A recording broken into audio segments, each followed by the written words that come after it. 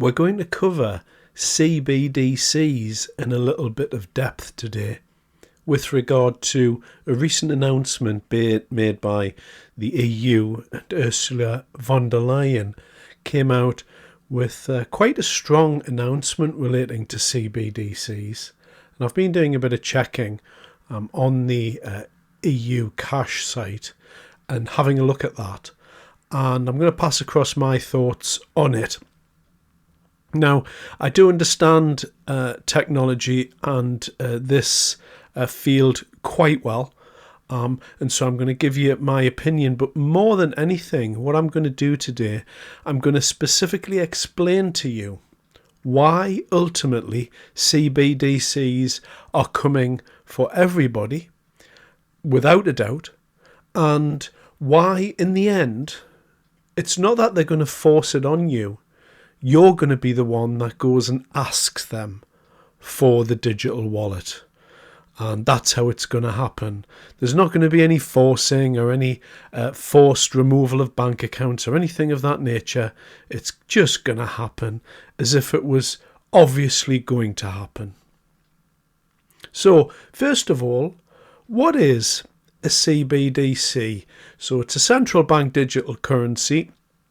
Essentially what this means is it's a digital currency. First of all, it's not in the real world, so you're not going to be walking around with a wallet like the traditional wallet that you may be using right now. So you may have a bit of cash in there, some of your bank cards and all that, so you'll be able to use them as and when you wanted to. And some people do say, well, this bank card I've got in here, this is a little bit like a digital currency, and that's not far off the mark actually.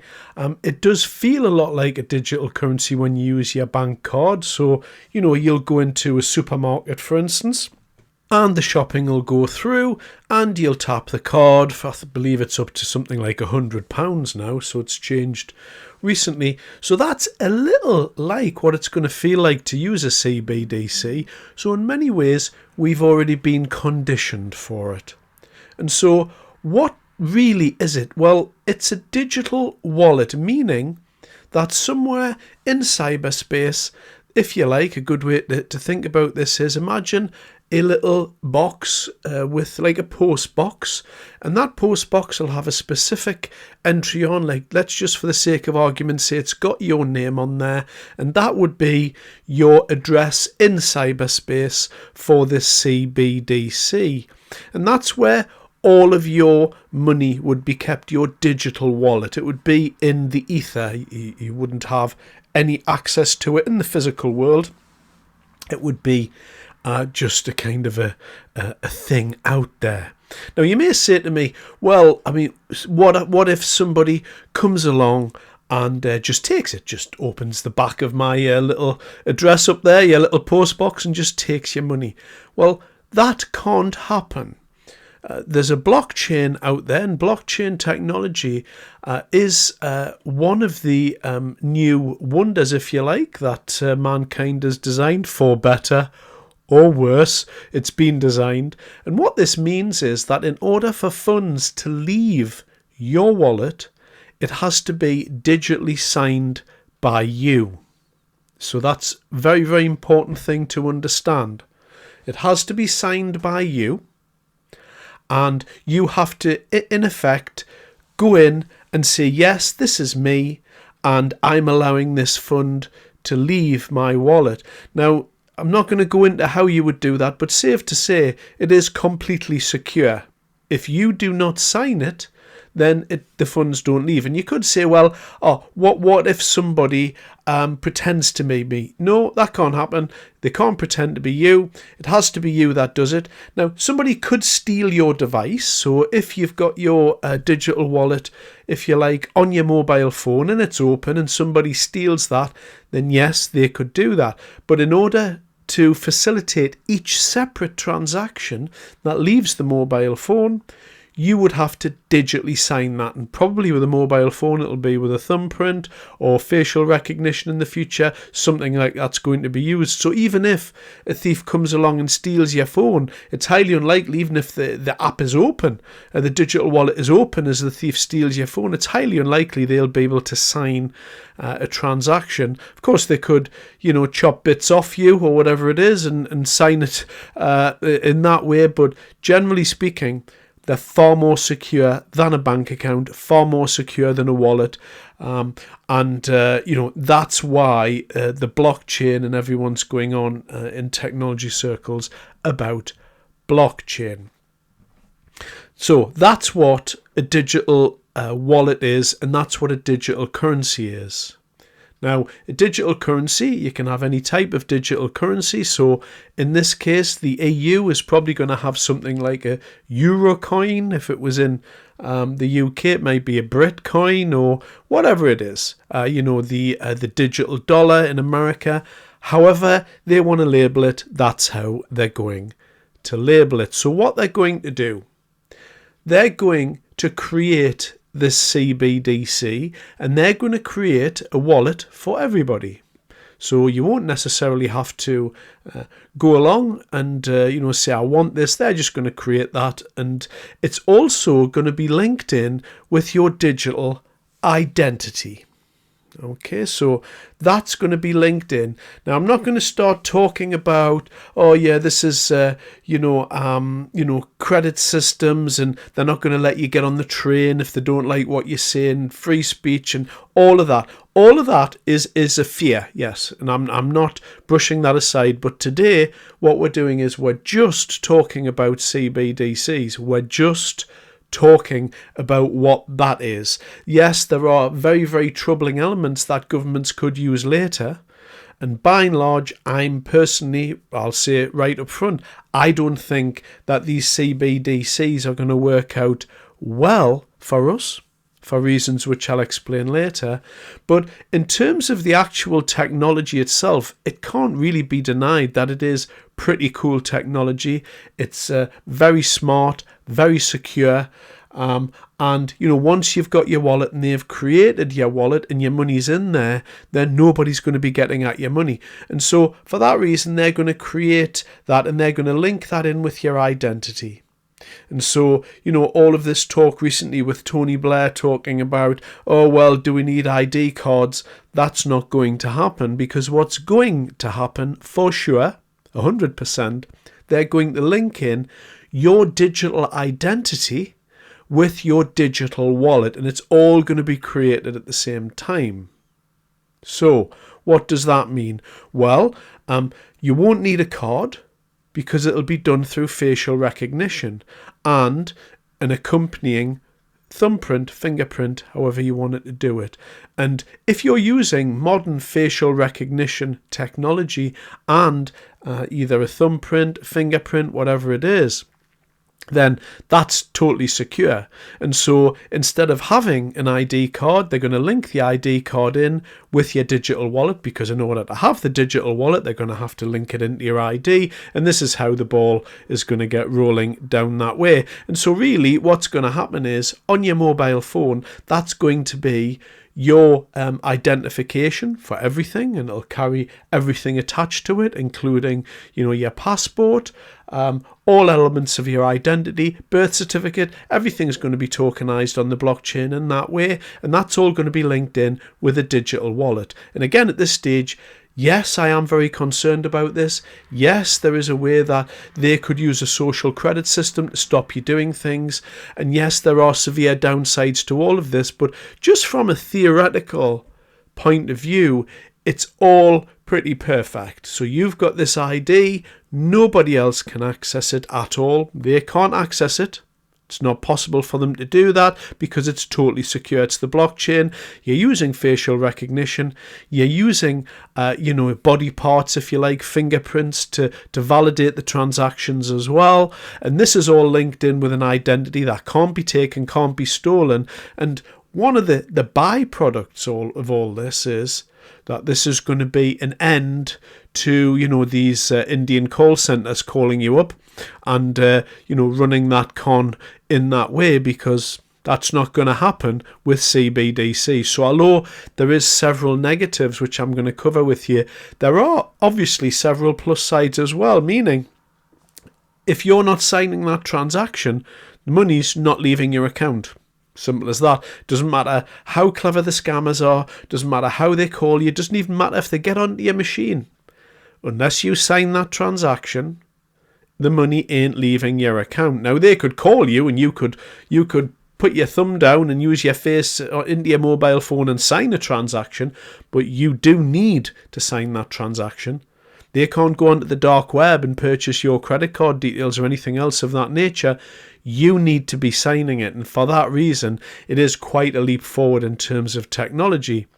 The other thing I'll say at this stage as well is there are a lot of young people who are glued to their mobile phones already. So in terms of being glued to your mobile phone, they're going to adopt this far easier than people of my age. And certainly if you're going to be, above 30, for instance, you may have a few issues with it. But certainly people that are under 30 years old, then they're not going to have any trouble absorbing this new technology and accepting it as if it's always been the case. Now, what are the problems with this perfect little situation that we've got going here? We've got our secure wallet, and this is all going to happen. Well, one of the problems with CBDCs is that they're programmable. Okay, so what does that mean? Well, it means that the government can set statements onto the money. Okay, so I'll give you a couple of examples of that. So let's say the government may say something like this. You can't buy more than £100 worth of meat per month. There's a climate crisis going on, and again, I'm not going to get into the climate crisis. That's just another level of everything. This video is already going to be long enough without talking about the climate crisis. So let's say that the government's decided that there's this massive climate crisis, which probably doesn't exist. And what they're going to do is they're going to tell you that they believe that you shouldn't be purchasing more than £100 of meat per month. And I'm just picking that as an arbitrary amount. Now, you go into the supermarket and you buy your meat, and then, there's 25 days into the month, you go and you reach in and you get yourself a couple of packets of bacon, you pop them in the trolley, you get to the cash out, and it'll say, no, I'm sorry. You're not able to buy that. That's what programmable money is. Programmable money means that there can be code written which will prevent you from doing certain things with your money. And it's as simple as that. Now, one of the other things to be borne in mind, and again, this is one of the issues to do with, I believe, jobs and, the AI revolution, is this. At the moment, when you walk into a business and you purchase something, so you'll purchase, a pair of trousers, say. So you go in and you buy yourself a pair of trousers, and that those pair of trousers there costs £50. Now, that pair of trousers that you've got there may come with a 20% VAT attached to it. So you got 20% VAT on there. So you're going to have to pay £60 for those trousers. They're worth 50. The VAT goes on there at 10, so you got to pay 60. Now, previously, what would happen is you would go into that business, you would buy the pair of jeans or whatever it is that you've bought, and what they would do then, they would take your £60, they would give you your trousers, they would then send that off to their accountant every quarter, and what the accountant would do is they'd collect the VAT there for the government, and they'd say, okay, well, we're going to hold that £10 worth of VAT, and on the other side of the equation, then we're going to take the outgoing VAT off, and we're going to kind of work out what everybody owes for the government, and then we're going to send that quarterly or annually off to be paid to Her Majesty's Revenue and Customs, and this happens all over the place. And there are incidentally different rates of VAT if you've got children, clothes and things like that. Some things come at zero VAT, etc. So this all has to be accounted for, and it's quite complicated, and there is a large proportion of manpower put aside in our economy for working this stuff out, like accountants, and also there's a large proportion of manpower in the HMRC. And what they do, they'll have to take records of this stuff, and what they'll do is they'll work all of this stuff out, and they'll then every quarter, every year, they'll go to this business and say, you owe us X money. Now everyone knows this, and that's fine. So what about if you walk into that business and you say, oh, I'm buying those jeans with the VAT, it's £60. Now you pay this with your mobile phone from your digital wallet. Because the money is all programmable and everybody knows what's going on with it, what happens is the £50 that you paid for the trousers goes into the business's bank account, into their digital wallet, and immediately there's a settlement made for the VAT, which immediately goes to the HMRC. There's no waiting, it's automatic. And so right there, what you've done is you've cut out all of those accountants, all of those jobs at the HMRC, all of the jobs at that particular business for that accountant that may work there or pop in there to do work every once in a while, all of those jobs are gone. And this is why it facilitates this new revolutionary age, but is going to be a massive drawdown in terms of the jobs that are going to be on offer, because there's no need to work this stuff out. And incidentally, while we're on to this, this instant settlement equation, what also needs to be borne in mind is that there's no banks. There's only one bank, and in our situation in the UK, there'll be a Bank of England. So you've got your Bank of England there, and they're going to settle every single transaction that's done. None of the banks in the UK are going to settle any transactions. In fact, the banks are going to stop managing your account. There's only going to be one bank, and that's going to be the Bank of England. Everyone will have the same account, everyone will have the same interest rate, and you could say, well, that's a plus or a negative, but that will completely level the field. And what those banks that we're doing now, like the normal banks, you've got your Lloyds Bank, your Barclays, your HSBCs, whatever it is, they're just going to go off into the financial world and become investment houses on their own. They're still going to continue because they hold hordes of money, our money, and they've made tons of money already, so they're going to go off into the distance, and you won't really hear from them after that. You're going to be using the Bank of England. Now, there's a problem to do with programmable money, and that is the social credit system. I'm not going to cover that in a bit of detail, but it could be everything that you say it is. Let's say, for instance, that the government know that you might be protesting on a certain day, and what they'll do is they'll prevent you from spending money outside of your area, for instance. And that's just an example that I've thrown up there. So that is a very, very dangerous thing that the government would have the power to do. They could also, of course, freeze your bank account. They could also just take all your money and do a variety of things. Now, on the plus side of that, why would the government do this? Well, one of the reasons that the governments of the world may be inclined to do this as well is, let's say that you've got a plumber coming to your house. So the plumber's coming to your house, and he does £100 worth of work, and you give him £100. You don't know whether he's going to register that or not. You don't know what tax he's paying on that. It's called the old cash in hand. That's gone, because he would have to take payment, and somewhere along the line there's going to be a registry of that payment through the digital app, and there's a system in the background, an AI system, that'll be monitoring these payments. So let's say you're my friend and I want to give you £20 because we're out, and you say, oh, I've got no money here. I'd say, oh, there's £20 from my digital wallet into your digital wallet, and you would go off. Now, one of 10 or 20 of these transactions is going to be fine.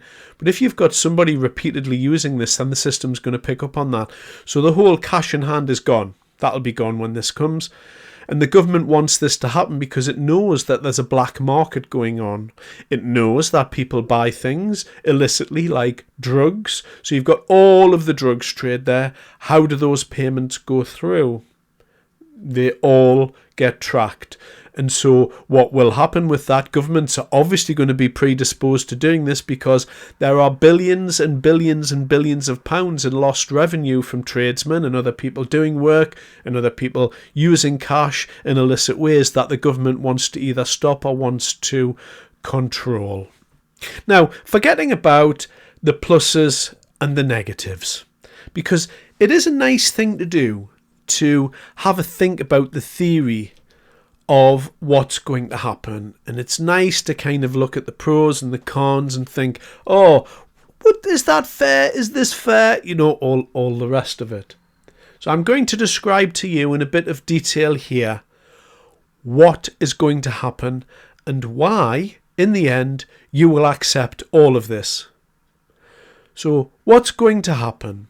In the future, at some point, because our financial system is completely broken and we effectively, like all governments around the world, we have to print money in order to survive. But essentially the way to think of it is governments and central banks create money when the government needs it. They can borrow money and they can do all that. Now, that said, I'm going to put the debt clock on here, and I'm going to give you a little look at this debt clock here. And this is the debt, the global debt that we're in. And it's well into the trillions, and it's escalating. It's exponentially rising every year. And that's the nature of debt. And so it's a little bit like having your own home.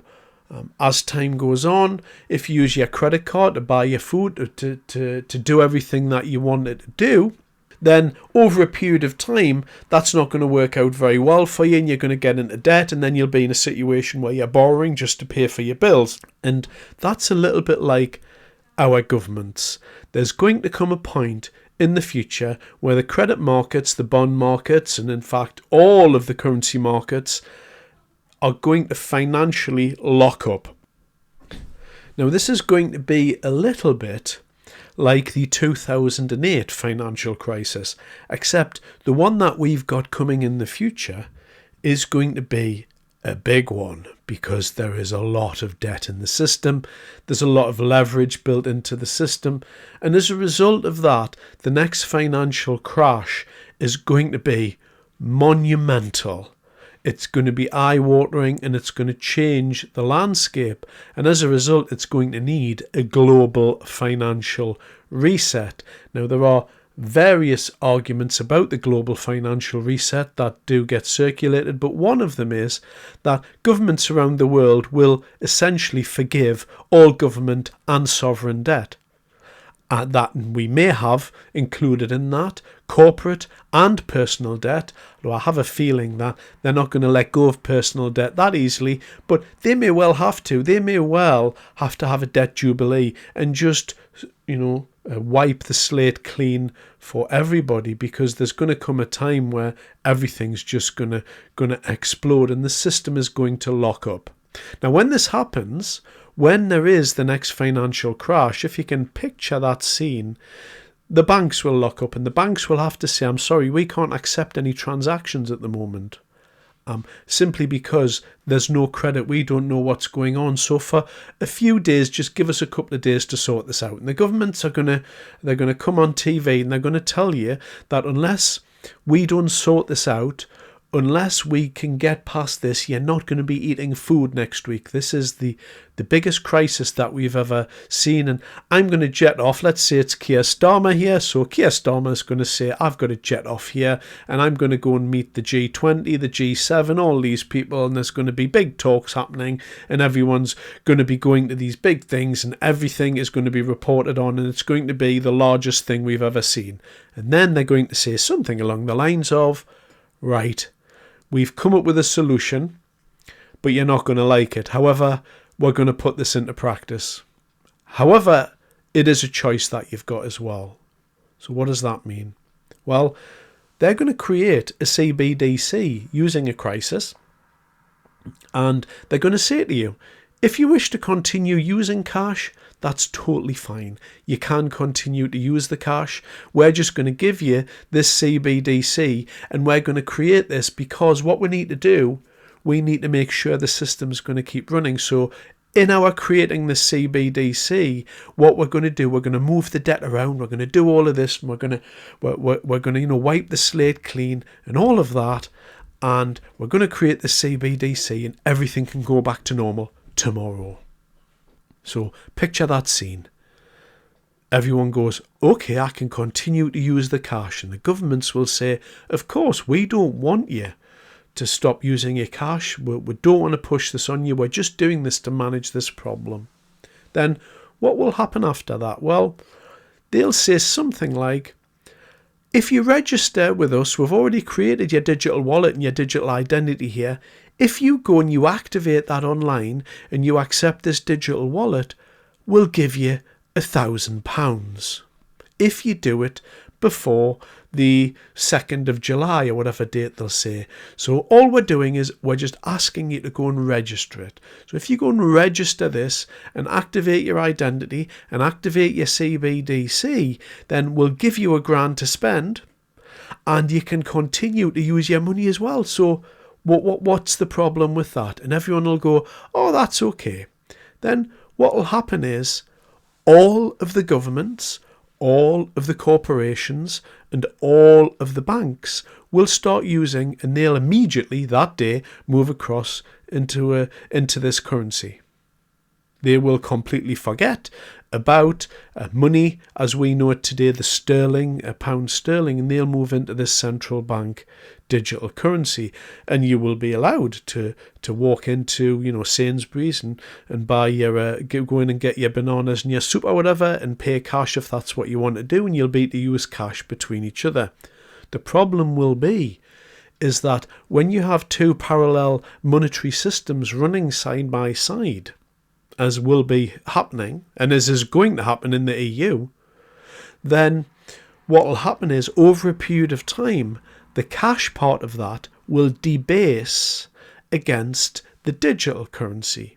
So although you'll be able to use the cash, once the corporations, the banks, all the rich people and all of that, they start using, and governments, they start using this digital currency, then the value of cash will start to reduce against the digital currency. And what will happen after a period of time, it'll be something like a 3-to-1 ratio, then a 4-to-1 ratio, and then a 5-to-1 ratio.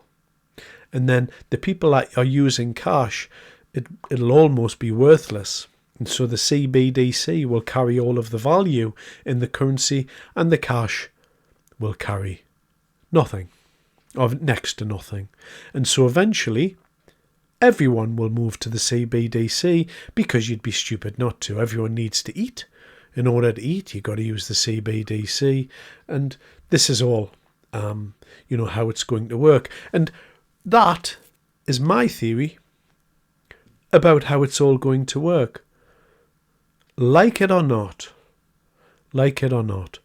these CBDCs are coming, and they are going to be put into society, and you are going to be using one. It's as simple as that. Now, you can resist it, and if you wish to resist it, be my guest to do that. I would prefer it if we could continue on as we are. I'm quite happy with the current system. I believe that there should be an element of privacy related to money, and I think money should exist, and I think people should be able to interact outside of the government watching you do it and knowing every single thing you do. I think that's quite oppressive and Orwellian in that respect. However, I do have to look at the truth of it, and I have to say that they are coming. They're completely unavoidable. There's nothing that you're able to do about it, and ultimately it is going to happen, and it is something that you are going to ultimately accept because you need to eat food.